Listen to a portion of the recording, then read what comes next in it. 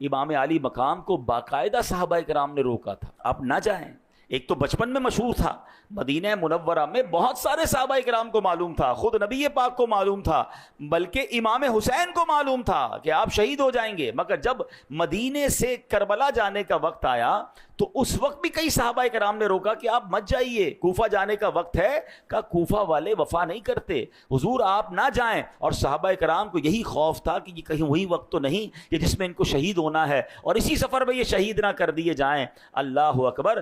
امام حسین کے دو جواب ہوا کرتے تھے۔ ایک بات بہت کلیئرلی سن لیجئے، انفارچونیٹلی سوشل میڈیا کی وجہ سے اب ایسے لوگ بھی آ گئے معاذ اللہ جو اس عظیم واقعے کو، اس عظیم قربانی کو دوسرا رنگ دیتے ہیں کہ نہیں جناب یہ تو اقتدار کی جنگ تھی، معاذ اللہ امام حسین کو جناب حکومت چاہیے تھی۔ استغفر اللہ، یہ بہت بڑا الزام ہے۔ امام حسین تو پہلے ہی جس کو کہیں بادشاہوں والی لائف تھی ان کی، ہر بندہ آپ سے محبت کرتا تھا، بڑے بڑے حکمران آ کر آپ کو وظائف پیش کرتے تھے اور نبی پاک کے مدینے میں رہ رہے تھے، ان کو کیا ضرورت تھا مدینہ چھوڑ کر کربلا جانے کا یا کوفہ جانے کا۔ جناب امام حسین کہا کرتے کہ مجھے کوفہ والوں نے خط لکھے ہیں، وہ مجھے بار بار یہ خط لکھ کر بلا رہے ہیں کہ یا امام آپ تشریف لائیے، ہم یزید کی بیعت نہیں کرنا چاہتے، آپ آ جائیں، ہم آپ کی بیعت کرنا چاہتے ہیں۔ امام حسین فرمایا کرتے اگر آج میں کوفہ نہ گیا تو یہ کوفہ والے قیامت کے دن اللہ کی بارگاہ میں عرض کریں گے مولا ہم تو یزید کی بیعت نہیں کرنا چاہتے تھے،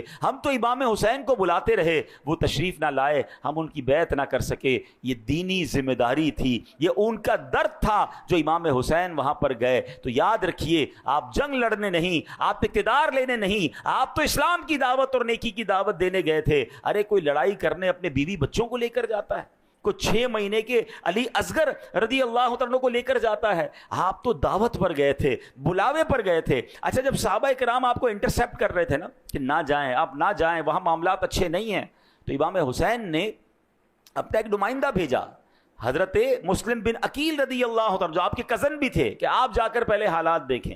اب اللہ کی شان دیکھیں، جب وہ وہاں پہنچے تو کوفہ والوں نے ہزاروں کی تعداد میں آپ کی بیعت کرنا شروع کر دی۔ ایوریبڈی کم اینڈ جوائن ہم۔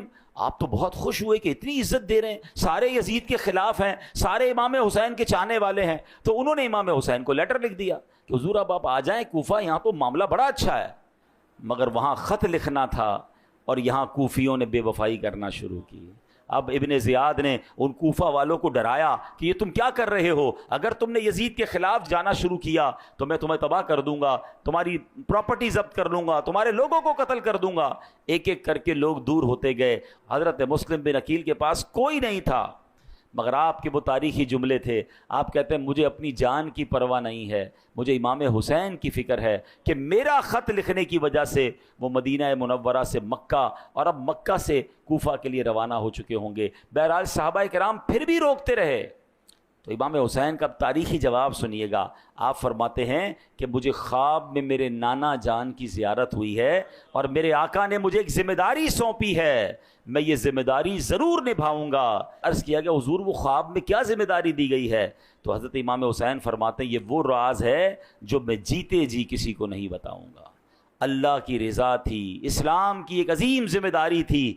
دے نو ویری ویل، ان سب کو پتا تھا کہ ہم نے اس سفر میں شہید ہونا ہے، مگر یہ شہادت کا سفر تھا، یہ قربانی کا سفر تھا، یہ نبی پاک کے گویا حکم کو نبھانے کا اور فریضے کو ادا کرنے کا یہ سفر تھا۔ جبھی تو ہم جھوم جھوم کر یہ شعر پڑھتے ہیں نا، جس نے حق کربلا میں ادا کر دیا، اپنے نانا کا وعدہ وفا کر دیا، جس نے حق کربلا میں ادا کر دیا، اپنے نانا کا وعدہ وفا کر دیا، جس نے امت کی خاطر فدا کر دیا، گھر کا گھر سب سپرد خدا کر دیا، اس حسین ابن حیدر